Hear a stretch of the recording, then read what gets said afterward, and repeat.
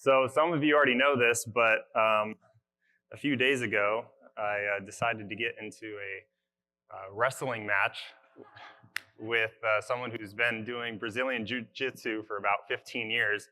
And so we wrestled on the carpet, and needless to say, my knees are like completely scraped and my toes have like open wounds on them. And so it's like, all right, mission is to just get from the back of the room to the front of the room within a decent amount of time, because I'm wobbling here. So hopefully I accomplish that.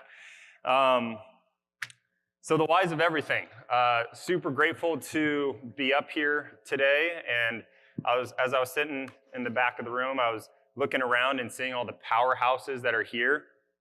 And it's a powerful group of individuals, and I'm actually curious to know what the career sales are of every single person in this room collectively. I'm guessing it's 100, 150, maybe 200 million CPO sold in career sales, which is pretty incredible. And today, we're going to be talking about the whys of everything. And how this message came up was, it was a message I gave to a group of the people that I mentored last year, and that kind of evolved and snowballed into giving it to the Texas team, and I guess it went out viral. So some of you may have heard this message, and so I share that and pre-frame that from a standpoint of, if you have heard this message, I've added a few things to it to make sure you can extract as much value as possible. And if you have heard it, I would ask yourself if you have mastered the understanding of why you do everything that you do in your pitch. And if you really understand the in-depth process of doing everything, because that's going to make or break. That's the difference between someone who has a 200K year and a 400K year, 400, 600, and so on and so forth. So where's the clicker here? We're good to go. All right. So the whys behind everything. So my outcome for you is pretty simple, is to leave you with a deeper understanding of your current script, and also to inspire you to take ownership and responsibility for your conversations with customers. So one of the big switches that flipped for me over the last couple of years is, a lot of us have used scripts from a lot of the greats in this room, and we got really good at regurgitating scripts. And even though that's really important, or a good skill, I guess, to use, I started thinking, well, why is this here in the first place? What is the purpose behind even having this line in here? And then breaking it down further and further. And so at the end of this message, not only is my hope and belief that you'll be able to have a deeper understanding for why you say what you say. I'm not going to give you like these breakthrough lines that you haven't heard before, maybe one or two that you're like, oh, this is really good, I want to implement this. But a lot of them are going to be lines you either use or have heard before, but you're going to have a deeper understanding, a deeper meaning for why you're even asking that question in the first place. Because there's a lot of great messages that you're going to hear today, right? And a lot of those messages, you're going to be like, oh, I want to use that. But when you hear Curtis or Jason or whoever it is share something from the podium, and you're like, wow, that's a great line. Like, next up, we have a panel of how to handle objections, right? You're going to hear all these great lines, and you're going to be taking a flurry of notes, right? But you don't necessarily understand the full context of the situation, right? You're going to hear an objection, and then you're going to hear a response, right? But you're not necessarily going to know like all the details and intricacies that happen leading up to that. And all those things matter. And so through this message today, my hope is that you'll hear a sentence that you already use, and you'll have a deeper understanding for why you use it, when you use it, and the right timing. And those that sell at a really high level understand that the timing of when you ask something is critical. You could say the same line 100 different ways, and it could only work once. And so it's interesting. Sometimes, I'll give a message, and someone will be like, oh, I've heard that before. Oh, that's great. Then why am I selling twice as much as you, right? And it's because they don't fully grasp or understand the line itself. So hopefully I made that clear. So understanding the why. The last thing I will say is, let's see if this is the right. Yeah, okay. So to understand, right? I'm going to go over the five things before I go into this. 5 things that why understanding is so important. So write these down. Intention, purpose, outcome, conviction, and belief. This is why it's important to understand what you're saying. You'll have more intentionality behind everything that you say. You'll have more purpose. You'll have a more clear outcome, right? Instead of just saying something to say something, you're actually saying something because you want the customer to actually feel a certain way when you ask that question or when you make that statement, right? Conviction in what you're saying and belief, which go hand in hand, right? There's two different types of reps in the room, right? There's the ones that are reactive, right? Customer says something, and then you react and say, well, this is what is in my script next, so this is what I should say, right? They're just regurgitating information, right? And then there's the rep who's more strategic and say, what do they mean when they say that? And what's best gonna serve them in this specific context? A lot of you know, like, I don't write out scripts because I believe it's like ever changing and always evolving, and I never wanna be constrained into a box that I set for myself by typing out a script myself. So we're gonna go through some of the basics here in a second, but I want you guys to just take a moment and just do a little personal self-reflection. Is like, how many times, do you want to get a script from somebody and just practice and like memorize it without actually taking the time to understand why they say it? And hopefully this will inspire you to, like, whatever script you use right now, it doesn't matter whose it is from or how long you've been using it, but to have a deeper understanding of it. And so I used this analogy before, right? But scripts are like the back of a math book, right? The script is like the answer key. Back in high school, you go to the back of the math book and it has all the answers for the odd questions, right? And you're like, well, I can at least get half of my homework correct, right? You're all laughing because you've all done it. And then other people, right?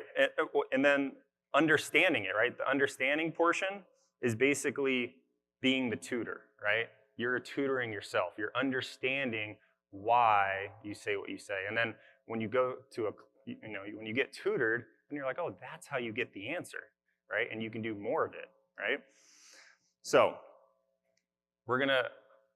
most of you know, like, I'm very big into the psychological strategy of things, and so I keep things really simple and basic. So obviously we understand the word understand is a noun.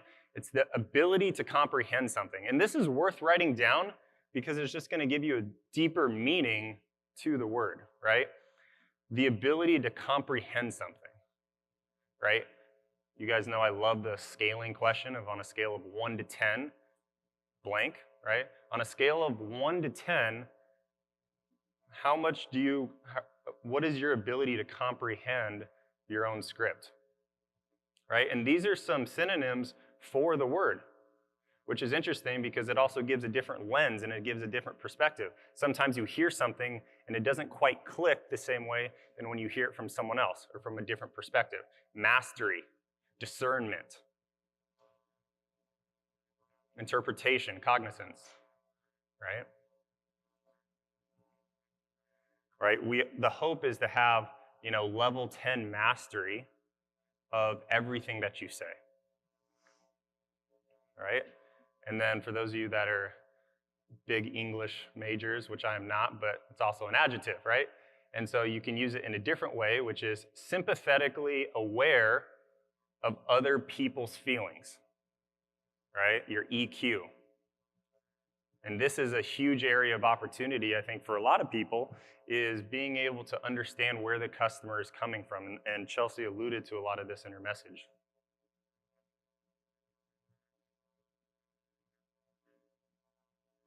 Some synonyms for that: compassionate, sympathetic, patient, reassuring.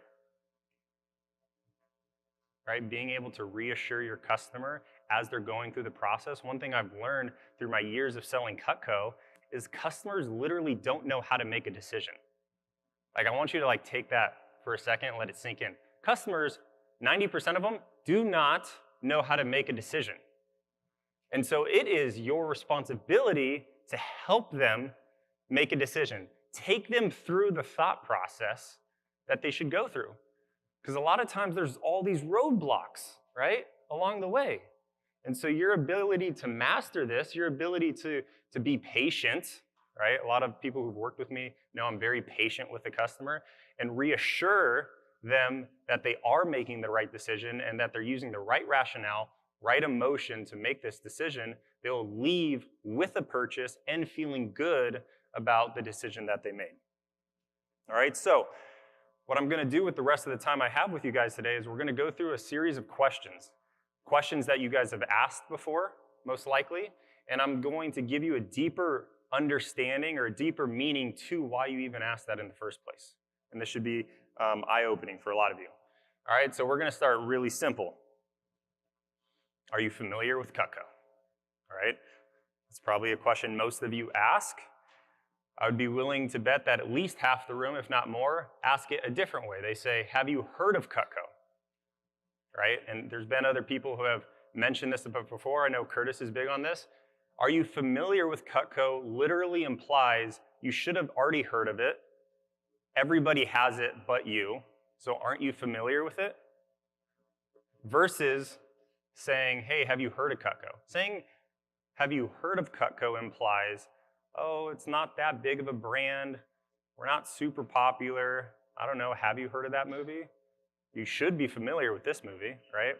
It's a lot more popular, right? So just a small verbiage shift like this makes a huge difference. All right, which pieces do you own? So this is a really great question, especially when you know when to ask it. So one of my favorite times to ask this question is when a customer is walking by and you're like, are you familiar with Cutco? Oh yeah, and they're kind of doing the keep walking as they're like semi-talking to you. And half of the reason why they're doing that is probably because they've been to the fair so many times and they know how good we are as sales representatives that they're like, I'm staying away from this booth at all costs. Like they're on the other side of the aisle blocking whatever the other vendor is, just like, stiff arming, you guys. And so a great time to ask this is, which pieces do you own, or do you have this one? And you literally point to the farthest knife opposite of the direction they're walking, right? So if a customer is like, oh yeah, I got it, it's great stuff, and then I'm over here, it's like, oh wait, do you have this one over here, right? And they don't want to be rude to you, so they're like, oh, I can't quite see it. This one, right? And then completely change their body language. They're now in front of you. And now you have another 60 seconds to capture their attention so that you can get another 3 minutes with them, right? So it brings them back to the booth. Another reason to ask this question, which pieces do you own? All right? Naturally, when they tell you which pieces they own, they're going to tell you which ones are their favorites.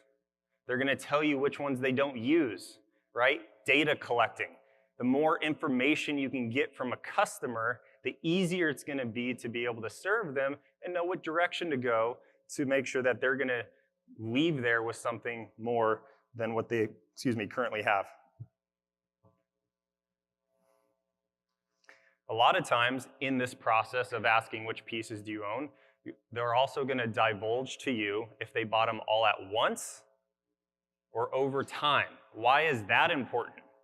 Well, for starters, if they bought them all at once, they have been trained to buy large packages. If, let's say they have a homemaker. If they have a homemaker, great, they're used to buying sets. So their next purchase with me should be some form of a set, right? Ultimate upgrade, flatware, both, something to that extent. If they have a homemaker, but they pieced it together, right? That means they're trained to obviously buy pieces, right? And some of you know, yeah, I'm more known to sell them all my customers pieces. I've had conversations with people that I've mentored. It's like, well, what do you do when all my customers I've trained already to buy 2 or 3 pieces at a time over the last 4 or 5 years? We got to retrain them, right? Retrain them. Large purchases every single time, right? They see you.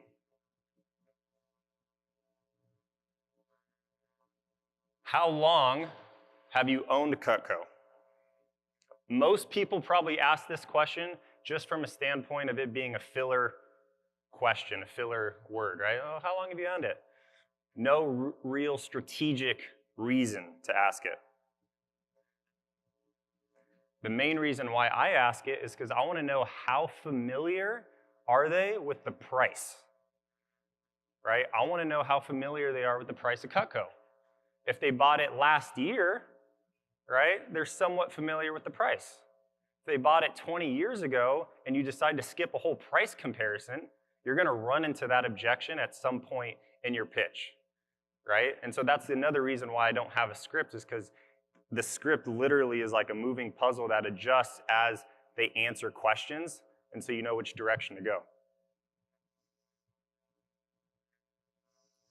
One of my favorite reasons why to ask this question, how long have you owned Cutco, is because you can use the length of time that they've owned Cutco as leverage for why they should buy more, right? You can use the length of time that they've owned Cutco as leverage for them to buy more. Hey, Mrs. Jones, I'm sure you love your Cutco. You've had them for all these years, right?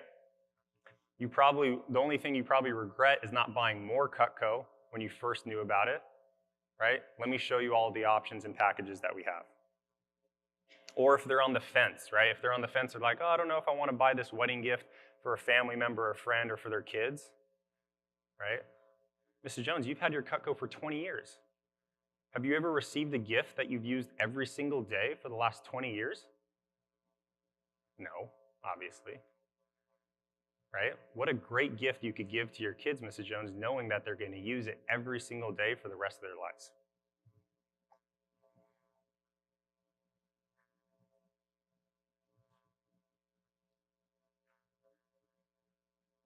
How did you get introduced to Cutco? So, super important question to ask, because if you don't ask this and you go through a whole pitch, or you're trying to sell them on an upgrade, or let's say they have Cutco and you're trying to upgrade them to a homemaker because they only have 2 pieces, and you forgot to ask them, how did you get introduced to Cutco, and you didn't realize that they bought Cutco at Costco, right? The price comparison, if you don't do a price comparison because you already assume they own it, it's going to throw them off, right? So you want to know where they got Cutco. Did they get it from a new rep, right? Did they buy it at a fair? Did they buy it at Costco? Did they buy it online? Are they used to paying retail? Are they used to getting discounts? Right? If they bought it from a rep, that means that they probably got a homemaker, got the shears for free. Right? So they're used to free stuff. Right? So you position whatever you're going to show them later in a way that is how they're already trained, right? Or you have to reframe it, retrain them. You guys with me? This isn't like too advanced or anything. You guys good? Pretty simple? Okay. Awesome. Have you ever considered adding to your collection? So, great question to ask. Here's a perfect example of people asking it at the wrong time. So a lot of times people will ask this question, hey, so especially it's been a long day, right? Imagine it's been a long day, you've worked 10 hours, you're tired, you've already had a good day, so you're like, I don't really want to, keep pushing. Oh, have you ever considered adding to your collection, right, to a past customer? They're like, no, we're okay, right? That's like the worst question to ask right when they walk up to the booth. Because unless they're genuinely looking, or they've been looking through a catalog, or they've been online, and they know something they want to buy, what is the answer to this question naturally going to be? No, right? So a better time to ask it is you show them 1, 2, 3 pieces that they don't have yet, that you show them, you talk about it, they're like, and you see the nod, like, ooh, this would be a great piece to have in my collection, right? You see it register in their head. You do that at least twice, and then say, hey, so have you ever considered adding to your collection, right? The answer is going to be different now, right?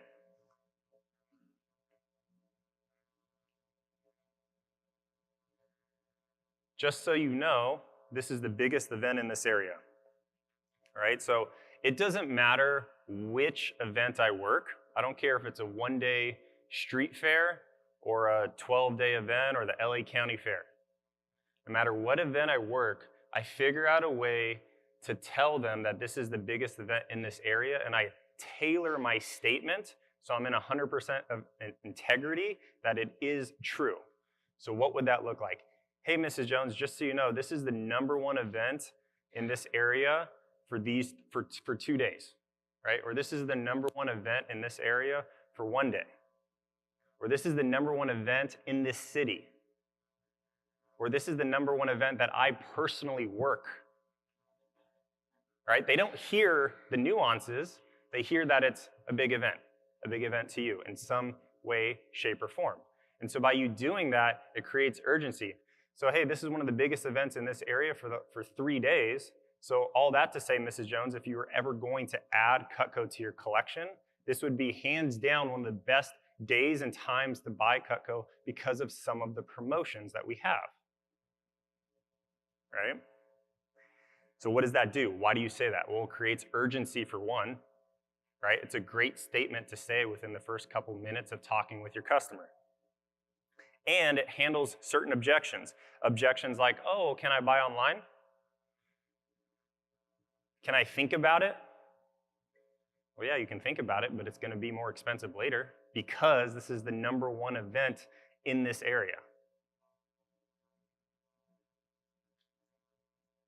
Or sometimes customers will say, is this the best deal that I can get? My response every single time is yes, without a hitch. Yes, it is, because of this reason. Right? Even if they say, oh, I've seen them at Costco. Right? Costco is a great place to get Cutco, Mrs. Jones. But this is the largest 3-day event we have in Pasadena. And so because of that, we have special discounts that we offer here that you can't necessarily get everywhere else. And by the way, like the objections of you can buy online, you can buy at Costco, can I think about it? Is this the best deal?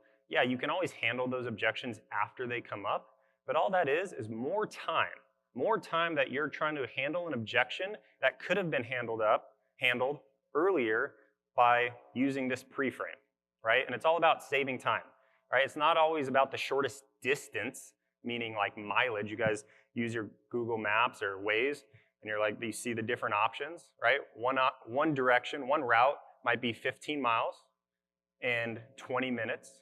Another option is 17 miles, but it's 19 minutes or 18 minutes, right? One's a freeway, one's not a freeway, one has an accident, one doesn't have an accident. I'm interested in the shortest time, not necessarily the shortest mileage, right? So I'm gonna say certain things to handle certain objections or plant certain seeds before they come up so I can be as efficient with my customers, close the deal, move to the next one, right? So I can work with another customer. And the last one I have on this specific page, that's not up here, but you should write this down. And this is just more of like a general statement. Never ask for permission to do a demo. Never ask for permission to do a demo, especially in the beginning. Hey, do you mind if I tell you a little bit about Cutco? Oh, no, it's okay, right? In my opinion, and granted, this is my opinion, I feel like that's too hard of a qualifier, especially if you haven't taken the time to pique their interest to begin with, right? So you want to pique their interest. So unless there was something that they already wanted or they were already interested in Cutco, the natural answer is going to be no. And they don't want to waste your time, right? They're like, oh, it's okay. Because in the back of their head, they're like, oh, we're not in the market to buy Cutco. It's okay. You don't have to show us anything, right? Versus, hey, I got to show you this. 30 seconds, cut leather, right? I talked about that at the last meeting. 60 seconds.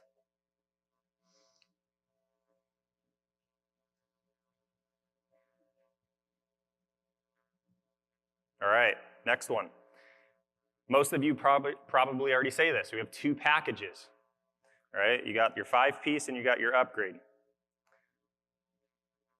And the upgrade is obviously which is what most of our customers like to do.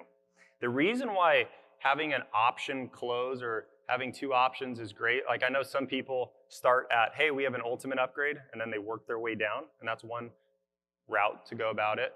I prefer the 2 option close because based on their answer, it tells you a lot about the customer, right? If they say 5-piece, right, what does that actually mean? Well, it could mean a few things. Maybe they don't fully trust you, so they don't want to tell you that they would be interested in an upgrade because they don't want to be sold, right? That's a reality, right?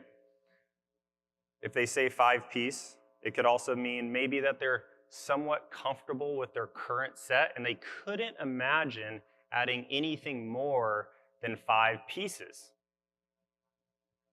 right? Or they look at the upgrade, because you kind of point to them as you show them the 2 options, and they're like, I would never want that. That's just too many pieces. So if they say 5-piece, normally that's what it means, one of those 3 things. And the good thing is, even if they say a 5-piece, you can show them the value of why they should do a 5-piece or a companion set to add to what they have, and it doesn't mean you can't bump them up later to an upgrade, right? But you want to start where they feel comfortable, because it builds rapport, it builds connection, it builds trust with your customer. And then obviously, most of you hopefully picked up on this, but we have 2 packages, Mrs. Jones, a 5-piece special and an upgrade package. The upgrade package is obviously what most of our customers end up doing, right? A subtle seed being planted, like, hey, you can do the 5-piece or the upgrade, but this is what most of my past customers end up doing, and here's why.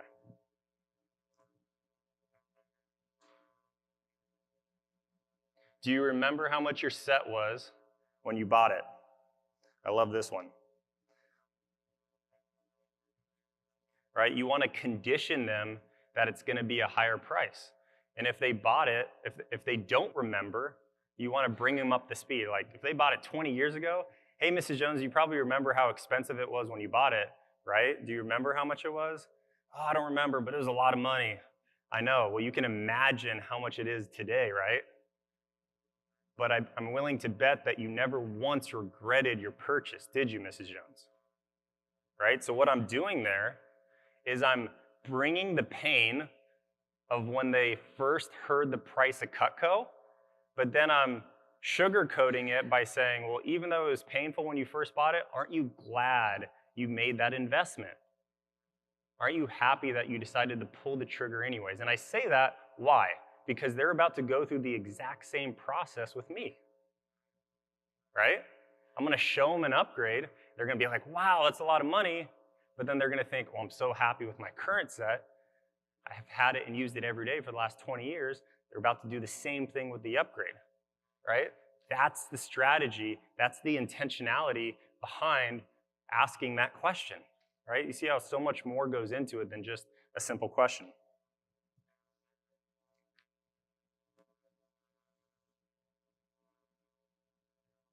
Did you get all your friends and family on board?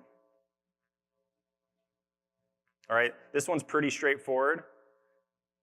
It's a great question to ask, mainly because it helps give you referrals, right? People to follow up with for those that are still doing demos, right? If you have a referral card, hey, by the way, if they're coming to the event, give them the referral card. I'm not going to go too far into that. Another reason why I asked this question is I want to find out how many of their family members have Cutco. Because if any of them have Cutco, and especially if they have a bigger set, I'm going to leverage that. Right? Yeah, Mrs. Jones, you can do the basic set, but didn't you say your uncle has the complete set? But they only have the small table knives, right? Oh, you should just do the complete set with the steak knives, and then you could call them and tell them you one-upped them, right? And they might chuckle about it, but deep down, they're like, oh, that's a good idea, right? And so being able to leverage, right? Or even just getting the sale to begin with. If they're like, oh, I don't know, right? You can name drop your uncle, your mom. How long is you? And you play dumb. You're like, they're on the fence. I want to think about it. Hey, Chelsea, you can definitely think about it. But you said your mom had Cutco, right? How long has she had it? Oh, 20 years. Doesn't she love it? Awesome. Yeah. Right? Wouldn't she recommend it? What would she tell you if she was here right now? Right? Simple question. What would she tell you if she was here right now? Oh, it's probably the best knives ever, right? And so asking questions that are going to give them the answers that for them, right, to build the confidence to place the order. You're helping them think, literally.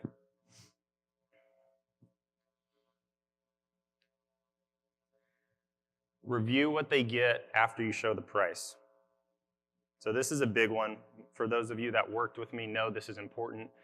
I have seen a lot of mistakes be made by reps where they'll show them the price, show them the booklet, whatever it is, and then they just say, so do you want to go ahead and get it? It's like, oh, you did such a good demo, and then it was like an abrupt stop. You want to get it? Spotlight, boom, give me an answer, right?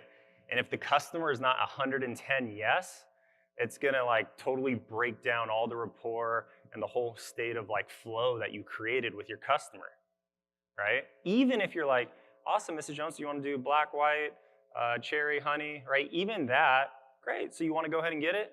Even that is not enough time between you showing them the price and asking for the order. So the little ninja trick that you do is you review everything that they got or they're going to get, right, before you ask for the order. Whether it's a wish list, whether it's a package deal, whether it's just the homemaker, whether it's a 5-piece. Hey, this is the 5-piece. This is what it regularly costs. This is what it is at the show. Here's the 5-piece, or here's the 5-payment option, right? Awesome. Hey, Mrs. Jones, let me review with you everything you're getting for that price, right? And you go slow and you tell them, hey, you get the Santoku, remind them what it's for, right? You go through all the pieces because what they're doing in the customer's shoes is they now know what the price is and it's sitting there. You got letting it marinate, right, for a little bit.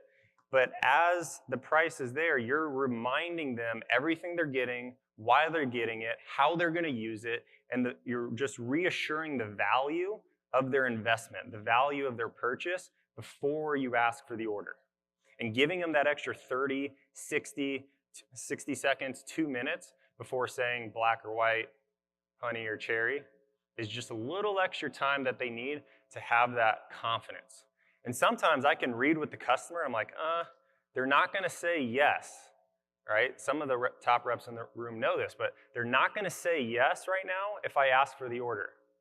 And so I literally will not ask for the order until I'm certain that they'll ask for it. So I'll literally not literally, but I'll back up figuratively and like touch on more value points, ask them questions about what they love about Cutco, their favorite things, just to really help bring it all home, right? Until I'm 100% certain they're going to say yes, then I ask for the order.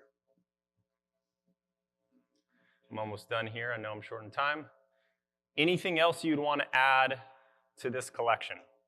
So this is a question I'll ask right after saying black or white, honey or cherry. Awesome, Rochelle. So is there anything else you want to add to your collection besides this? Right? Assumptive close, already assuming they're going to buy it, right? What else do you want to add? And this is also just good, valuable information for if they don't say yes and you need to do one little extra turbo deal, right? You get clues of what they might be interested in or things you can add to the order after you got the credit card number, right? This is the whys behind it, right? The strategic process. And the last one that's not on there is when to use a wish list. Really quick, when do you use a wish list? Use it when the customers, sometimes you guys can sense this, where the customer is overwhelming themselves. They're like, ooh, I want the flatware. And the husband's like, ooh, but I really want the knives, right? And ooh, I like this K-bar. And you're getting excited because they look like money, they could buy everything, and you're like showing them prices, and then they walk. All right, well, think about it. Gah! Right? You're all over the place, one thing at a time. Hey, Mrs. Jones, why don't we do this? Let me just create a wish list of anything and everything you're interested in. I'll go through all the prices. We can do all of it or just some of it. It's totally up to you. But that way you have all the options, right? Control your environment, right? That's one reason why you should use a wish list, right? Or the customer that says, oh, I don't really want to buy anything today. Oh, that's great. Hey, Mrs. Jones, what I love to do with all my customers is create a wish list. Doesn't mean you're going to get it today, but at least that way I can make a note of all the things you're interested in. So that way in the future, when you are ready, I already have a list of everything, or I can let you know when we have promotions on those things. So you're breaking down the barrier, right? And you're receiving permission from the customer to build this wish list. And so they feel comfortable with them sharing with you what they're interested in. And in that time, you're now building rapport with the customer, right? And a lot of times it turns into a sale. All right, so that's the last thing I have for you as far as questions go and understanding why you say it. I hope that this leaves you with an inspiration to want to like dig deeper into your own personal script. This obviously helps with a lot of the main statements and questions that you guys ask, maybe even added some. And obviously, if you guys have any other questions during the breaks, come find me. I appreciate your time. Thank you very much. That is why I love you so.